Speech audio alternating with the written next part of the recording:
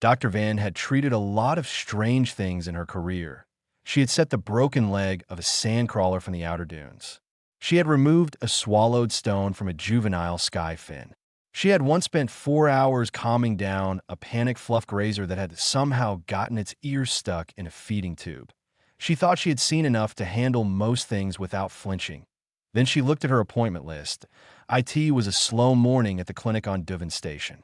Ula, her young assistant, had already prepped the first 2 rooms and was now sorting supply boxes near the back wall. Outside, the station's artificial daylight was warming up to its midday setting, casting pale gold light through the front windows. Vin sat at her desk and scrolled through the day.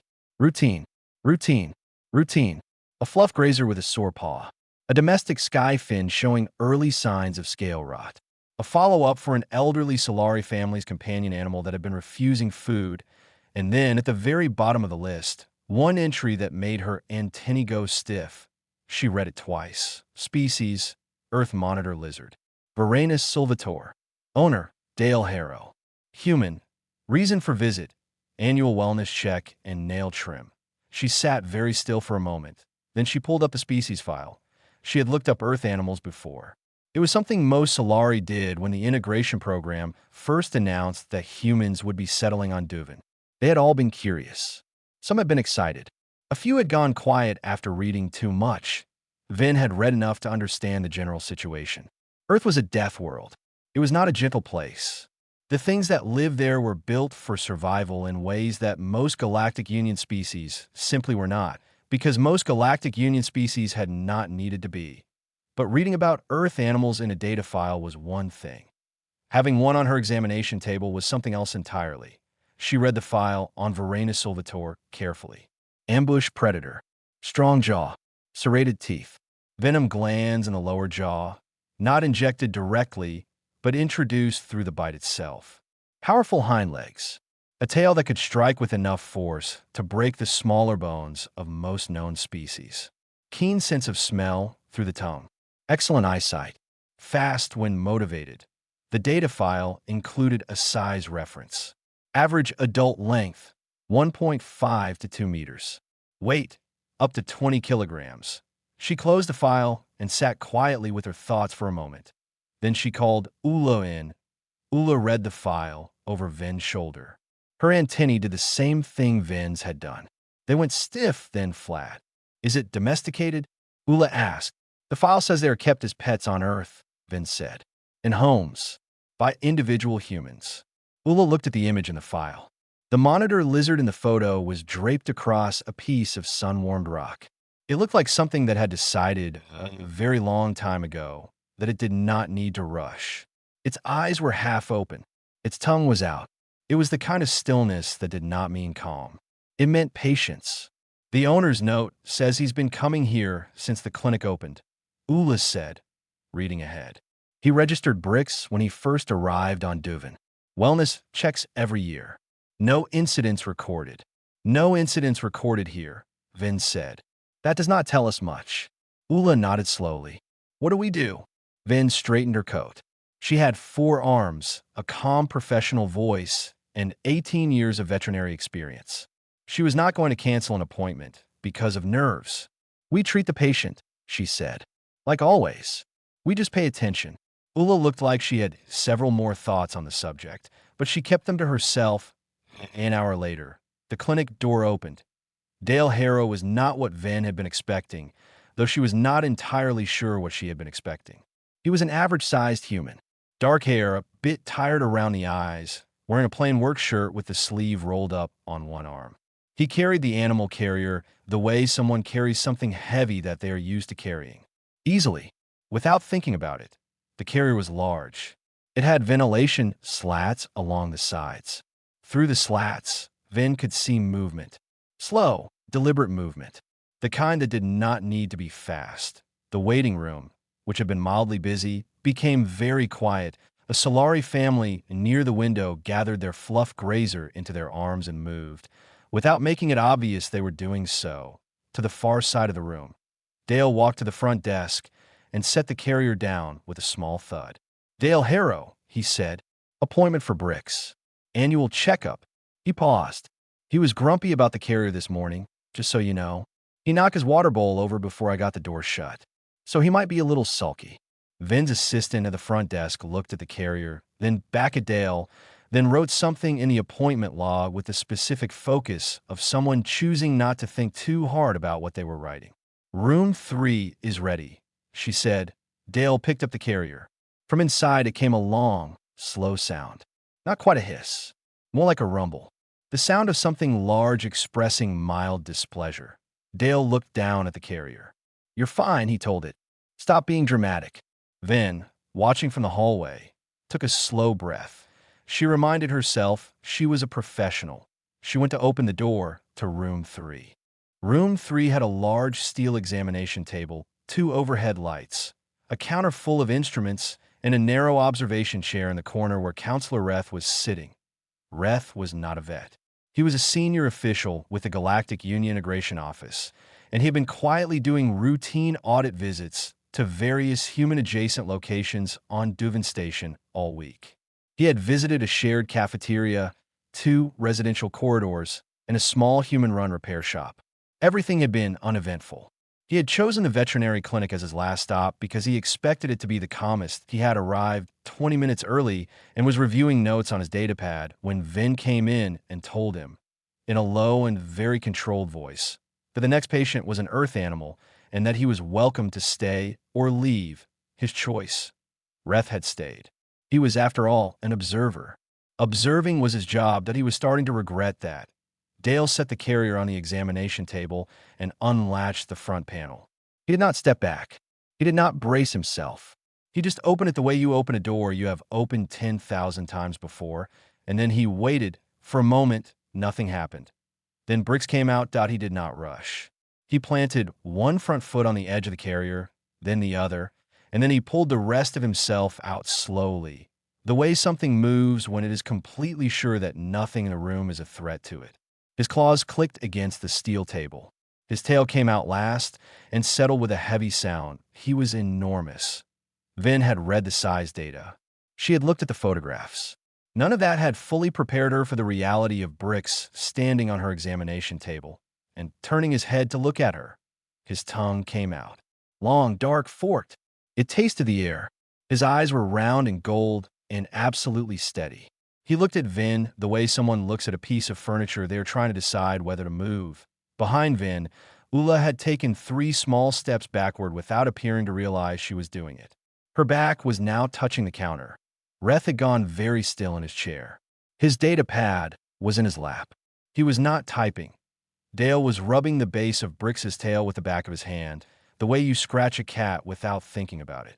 "There you go," he said quietly. "Big room. Lots of new smells. Take your time." Brix ignored him and kept looking at Vin. Vin had treated many animals over the years. She knew that the correct response to a patient staring at you was to move slowly, make no sudden actions, and project calm. She knew all of this.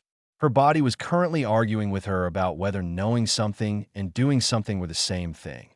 She took a careful step forward. Brix's tongue came out again. He tracked her movement without shifting his feet. "He's reading you," Dale said. "The tongue thing. He's just figuring out what you are. He'll stop in a second." Vin stopped walking and waited. After a moment, Brix looked away. He turned his head toward the far wall, apparently found it uninteresting, and then turned back to examine the overhead light. His tongue flicked twice more. Then he seemed to make some internal decision and simply stood there, tail resting on the table, looking at nothing in particular. "He's fine," Dale said. "He's just nosy." Vin told herself to start the examination. She moved to the side of the table and began checking Brix's eyes. This required her to lean in close. Very close. She could see the texture of his scales clearly now, the way they overlapped, the way the light caught the dark green and turned it, in places, almost black. She checked his eyes. Clear. No these cherry. Pupils tracking correctly. She moved to his mouth. This was the part she had been most concerned about. "I need to check his teeth and gums," she said to Dale. "Is he going to allow that?" "Probably," Dale said. "Go slow. If he pulls back, stop and wait. Don't grab his jaw." Vin noted that probably was doing a lot of work in that sentence. She reached out and gently pressed the side of Brix's jaw. He tensed. His tail moved, one slow sweep across the table, and the crack of it against the steel surface made Ula gasp and grab the counter behind her. Reth stood up from his chair without quite deciding to Dale said, "Easy, Brix. She's just looking." Brix's tail stilled. He turned one eye toward Dale. Some kind of communication passed between them that Vin could not entirely explain. Then Brix turned his head back and held still. Vin finished the mouth check. Her hands were steady. She was proud of that. "Teeth look good," she said, mostly to hear herself say something professional. "Gums are healthy. Good color." She straightened up and made a note. "Now I need to check his weight and then do the nail trim." "The nail trim's going to be the adventure," Dale said. He did not sound worried. He said it the way someone says the last errand of the day is a little annoying but completely manageable. Reth sat back down slowly. He looked at his datapad. He had not typed a single word. He looked at Brix, who was now licking the edge of the examination table with complete calm. He thought about the word adventure and what a human apparently meant when they used it. The scale was not designed for a monitor lizard. It was designed for the standard range of domestic animals kept by Solari and the other species on Duvan Station. Fluff grazers, Ishakegregafines, a few of the rounder, slower creatures that tended to be favored as companions by species who found noise stressful. The scale's upper limit was 15 kilograms. Brix was 19. Vin found this out when she tried to get a reading and the display flickered and showed her an error code. She stared at the error code. She wrote down, "Exceeds current scale capacity," in the file and made a note to order a larger one before the next appointment. Dale did not seem surprised. "He's been heavy for about 2 years," he said. "I think he's comfortable. Comfortable animals eat more." Vin looked at Brix, who had returned to the examination table and was now sitting with the settled, immovable quality of something that had decided this was its place and everything else was just visiting. "How much does he eat?" she asked. "Every 3 or 4 days," Dale said. "Eggs mostly. Some whole fish when I can get them. He had a phase where he would only eat if the food was warm. Took me a month to figure that out." "A month," Vin said. "He didn't tell me right away," Dale said. As though this were a reasonable explanation, Vin wrote this down. She had started writing down things that were not strictly clinical because she was finding that the context was useful. Then she picked up the nail-trimming instrument, and Brix turned his head and looked at it. His whole posture changed. Not dramatically. Not the way a frightened animal changes. It was subtler than that. His weight shifted back onto his hind legs slightly. His tail lifted just a fraction from the table surface. His tongue came out and stayed out, tasting the air in quick, repeated flicks. "He knows what that is," Dale said. "He has seen it before. Every year. He hates it every year." Dale crossed his arms and looked at Brix with the mild patience of a person who has had this argument many times. "It doesn't hurt him. He just doesn't like having his feet handled." Ven approached slowly. She reached for Brix's front left foot. Brix pulled it back. Not fast, not aggressively, just firmly. A clear and deliberate statement. Then he opened his mouth slightly. He did not lunge. He did not bite. He simply opened his mouth and let the teeth be visible and let that be the statement it was.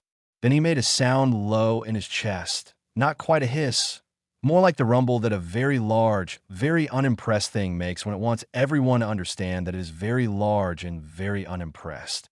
His tail came down on the table.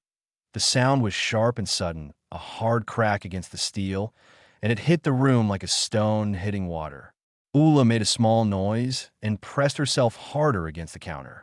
Reth, who had been leaning forward slightly to observe, sat back very fast. Vin went still. Dale sighed through his nose. It was the sigh of a man looking at a problem he has solved before and will clearly have to solve again that he reached into the bag he had brought with him. It was a plain carry bag, worn at the handles. He had brought it in without comment and set it near the wall. He unzipped the front pocket and removed a small sealed container. He opened it. The smell hit the room first. Rich and slightly sharp and very organic. Raw egg. Brix's mouth closed. His tongue came out in 3 fast flicks. His head turned. His posture shifted again, but this time in the opposite direction. The weight came forward. His tail settled flat on the table. He looked at the egg. He looked at Dale. He looked at the egg again. Dale held the container out, then slowly pulled it back. Nails first, he said. Egg after. You know the deal. Bricks held his ground for another moment. His tongue flicked. He looked at the nail trimmer in Vin's hand. He looked at the egg again. Then, slowly, with the air of someone making a significant concession, he extended his front foot. The room was completely silent. Vin began the trim. Her hands were careful and steady. She worked from the outer edge of each nail, checked the quick, made clean cuts. Bricks watched the egg the entire time. He did not pull back. He did not make any more sounds. He stood with the patient stillness of someone waiting for a transaction to be completed. When Vin finished all 4 feet, she stepped back and nodded to Dale. Dale held out the container. Bricks ate the egg in 2 slow bites. Then he turned away from everyone, walked to the center of the table, settled into a wide stance, and closed his eyes. Reth had not moved in several minutes. He was looking at the place where the negotiation had just happened with the expression of someone whose framework for understanding a situation has just been quietly taken apart. He agreed, Reth said finally.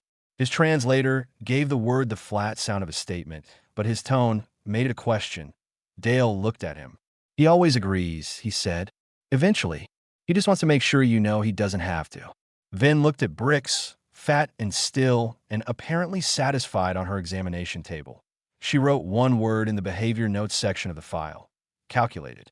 The examination was technically finished. Vin had the notes. She had the tooth and eye check, the weight record, the nail trim confirmation, the behavioral observations. She had everything she needed to close the file and move the appointment forward. She did not close the file. Instead, she stood at the counter and looked at her own handwriting for a moment, and then she turned around and asked Dale a question that had nothing to do with veterinary medicine. How did you learn to understand him? Dale was sitting on the edge of the counter near the wall, arms resting on his knees. Bricks had migrated from the center of the table and was now arranged across Dale's lap in a way that should not have been comfortable for either of them, but clearly was. Dale was not looking at Bricks. He was just aware of him, the way you are aware of something that has been part of your daily life for a very long time. He thought about the question. 14 years of paying attention, he said. Vin nodded slowly. She wrote nothing. This was not clinical information. She was just listening. Reth, still in his chair in the corner, had put his data pad away. He was listening too, though he had not announced that. Dale said, when I first got him, he was about this long. He held his hands maybe 30 centimeters apart. Small, fussed, would bite at anything that moved too close. Took about 3 months before he would eat while I was in the same room. What changed? Ula asked. She was still near the counter, but she had stopped pressing herself against it.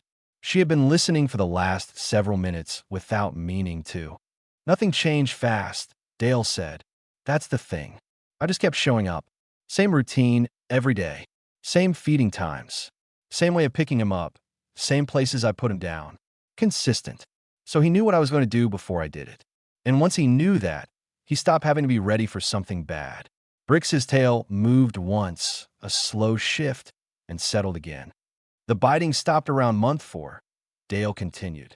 Not because I trained it out of him, just because he didn't need to anymore. I wasn't surprising him. Reth spoke. His voice was careful and precise. Are you not afraid of it? Dale looked at him. The question seemed to catch him off guard. Not because it was rude, but because the answer felt obvious to Dale in a way it clearly did not to Reth. Of Bricks, he said. No. The species profile, Reth said, listed as dangerous. Venomous. Capable of serious injury. Yeah, Dale said. That's all true. Then how? Because I know him, Dale said. He was not impatient about it. He said it simply, like a fact. The profile is describing what he can do. It's not describing what he does. Those are different things. Reth was quiet. He's never bitten me, Dale said. Not once. In 14 years. And it's not because he can't. It's because he doesn't want to. Because there's no reason to. I'm not a threat. I'm not prey. I'm just a thing that's always there and always warm and always has eggs. Ula made a small sound that might have been a surprised laugh. She covered it quickly. Vin was writing again now. She was not sure exactly what she was writing, but her hand was moving. The data files do not include that part, Reth said. No, Dale agreed.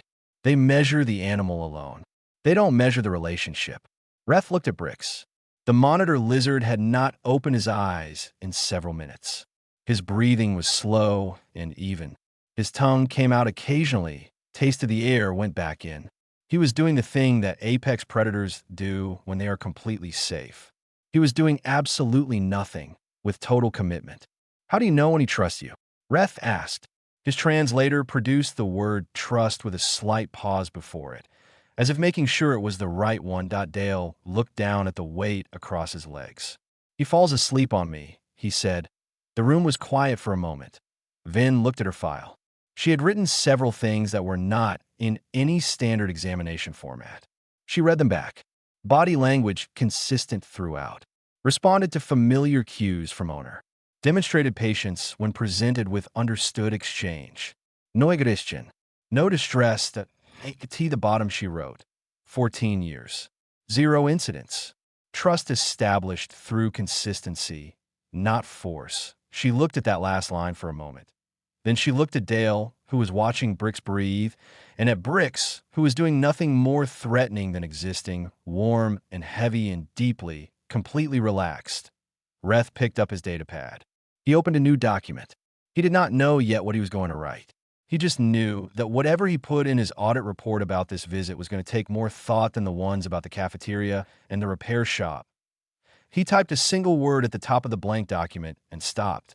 The word was context. That he looked at it for a long time. Ula had a question, and she had been holding it for a while. She had been holding it since the nail trim, when Brix had looked at that egg container with the focused attention of a creature that understood negotiation. She had kept holding it through Dale's explanation of 14 years and consistency and 0 incidents. She had almost let it go when Reth asked his questions because his were close to hers, but his were not quite the same. When there was a pause in the room. When Vin had gone back to her notes, and Reth had gone back to his datapad, and Dale was sitting quietly with Brix still arranged across his legs, Ula asked her question. On your planet, she said, are there many animals like this one? Dale looked up. He considered it the way he considered most things, without hurry. Like Brix specifically, or like animals people keep at home? Both, Ula said. Dale tilted his head. Brix is a monitor lizard. There are few people who keep them. Not a huge number.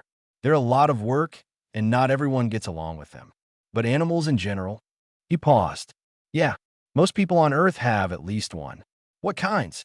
Ula asked. Dogs mostly. Cats. Some people keep birds. Rabbits. Rodents of different types. Fish. He thought about it. There's a range.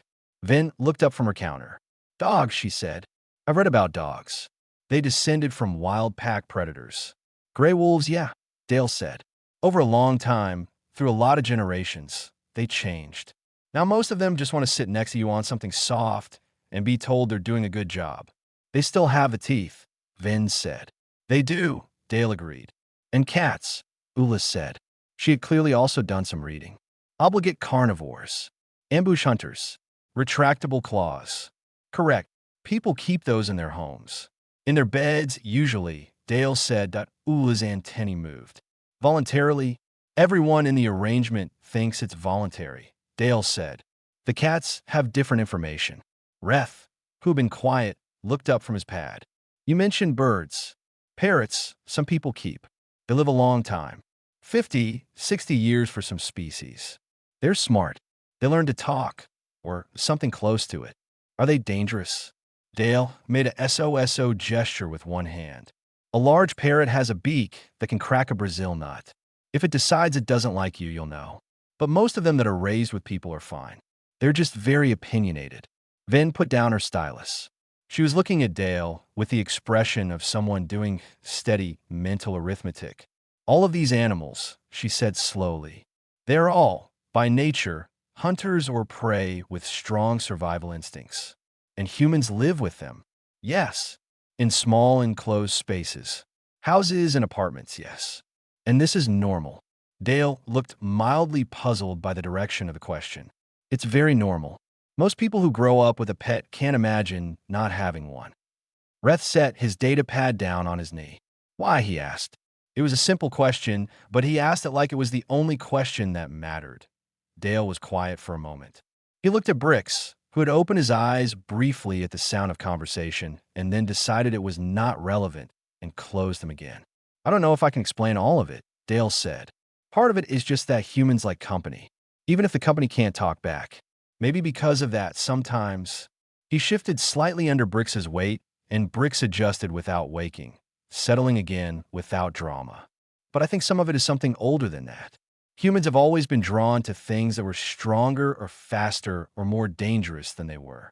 Not to fight them, just to be close to something wild and have it choose to stay. The room was quiet. Ven looked at Brix's file on her screen.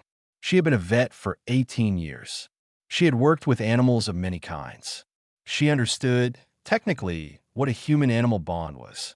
She had read the literature. She had not understood it before today. Not really. She walked slowly to the examination table, where Brix had relocated himself, while Dale sat nearby. She reached out. She moved carefully and gave plenty of warning and let him see her hand coming. His tongue flicked once. His eye tracked her. She rested her hand on his back. His scales were warm and dry and smoother than she had expected. She felt a breathe. One slow breath. Then another. He did not move. He did not pull away or tense or give any sign that her presence was a problem. He simply allowed it, which was, she was beginning to understand, a different thing entirely from not caring. He had assessed her. He had decided she was acceptable. That was not nothing. She stood there for a moment with her hand on something that her data file had labeled dangerous and felt, clearly and without confusion, that she was holding something that had made a choice. She stepped back. She returned to her counter. She found the behavioral notes section of Brix's file and looked at the last word she had written. Calculated. She thought for a moment. Then she added one more word after it. Trusting. Rhett's office on Duvin Station was a small room on the administrative level. It had one window that looked out over the midsection of the station, where the residential and commercial corridors crossed. If he sat at the right angle, he could see the entrance to the market district. He often watched it without thinking, the way people watch moving water. He sat down at his desk that evening and opened a new audit document. He had filed integration reports for 11 years. He knew the format by memory. He did not need to think about the structure. He started with the site identification, the date, the location code for the veterinary clinic. He wrote the name of the attending medical professional and the nature of the visit type. Then he got to the section called Observations and stopped. He had filled this section hundreds of times. Usually it moved quickly.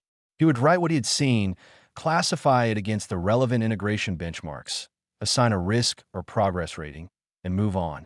The form existed to make the job fast and consistent. That he stared at the blank field that he started typing. He described the patient, the size, the biological threat indicators. He wrote 2 full paragraphs detailing what the species was capable of, with references to the standard data file. It was thorough and accurate and completely useless that he deleted both paragraphs, that he sat back, that he thought about the nail trim, not about the crack of the tail on the table, which had been loud and sudden and had made him stand up without deciding to.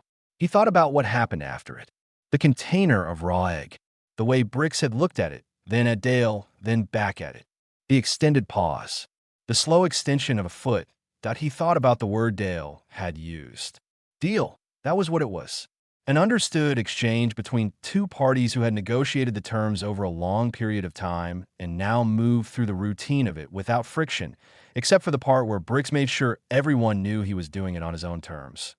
Reth started typing again. He did not use the standard format. He wrote in plain language instead. He wrote, the animal in question presented behaviors consistent with a long-established trust relationship with its owner. It was not passive. It was not subdued. It made assessments of every person in the room and adjusted its behavior based on those assessments. When it accepted handling, that acceptance was active and conditional. It could have been otherwise. It chose not to be. He paused, kept writing. He wrote, the owner demonstrated no fear, not the absence of awareness, because he clearly understood what his animal was capable of. The absence of fear was based on something else. Knowledge, specifically. 14 years of learned behavior, of known patterns, of a relationship built from consistent and patient presence. He did not control the animal. He knew it. There is a difference, and the difference matters for how we classify these situations that he wrote for a long time. He wrote things that were not in any benchmark checklist. He wrote about the moment when Dr. Vin placed her hand on the animal's back and the animal allowed it. He wrote about the fact that Ula, who had spent the first half of the appointment pressed against a wall, had at some point in the second half drifted forward and was standing freely near the table that he wrote about the data files. He wrote that they were accurate and incomplete at the same time. They measured the animal in isolation. They did not measure the animal in context. They did not measure what 14 years of a particular kind of human attention produced in return. He added a section he titled simply, Recommendation, that he wrote that Galactic Union veterinary staff working in human integrated stations should receive updated training, not replacement training. The biological data was important and should stay. But alongside it, there should be documentation of domestic behavior ranges for Earth animals and the factors that influence those ranges. Context, history, relationship. He wrote that the gap between what the files said Earth animals were and what they actually did in the presence of the humans who knew them was not a small gap. It was the most important part of the picture, and currently no file he had ever read had tried to capture it. He titled the section of the report, What the data files did not measure. That he read it back once, made 2 small changes, and saved the document. Then he turned off his desk light and sat for a moment in the quiet. Across the station, in a modest residential unit, Dale Harrow was stretched out on his couch, watching something on his screen. The room was warm. The heat lamp in the corner was on. Brix had been on his perch when Dale came home. He had watched Dale come through the door with the same slow, assessing attention he gave everything. He had watched Dale put the bag down and take off his jacket and move to the kitchen. He had watched all of it. Then he climbed down from the perch. Not fast, not with any particular urgency. Just down, one careful step at a time, onto the floor and across it. He walked to the couch. He put his front feet up. He pulled the rest of himself up after. He walked across Dale's legs, turned once, and settled against his side with the full, settled weight of a creature that had made a decision and saw no reason to revisit it. Dale did not look away from the screen. He reached over, found the spot just behind Brix's jaw, and scratched it once. Brix closed his eyes. Outside, Duvin Station moved through its quiet evening cycle. Lights dimmed in the corridors. The market district slowed. Somewhere in the administrative level, an integration report was sitting in a save queue, waiting to be filed in the morning in a small clinic on the mid-level. Dr. Van was finishing her end-of-day notes. She paused at Brix's file. She read through what she had written. At the very bottom, under a line she had added almost without thinking, she wrote one final observation. Recommend follow-up in 12 months. Owner to bring egg. She closed the file. Outside Dale's window, the station lights were fading toward night mode. Brix had not moved. Dale had not moved. The heat lamp hummed. Some things did not need much explanation. They just needed time and patience and the willingness to show up the same way every day until something wild decided, on its own terms, in its own time, that staying was better than leaving. That was all it had ever taken to IT had just never made it into any of the files.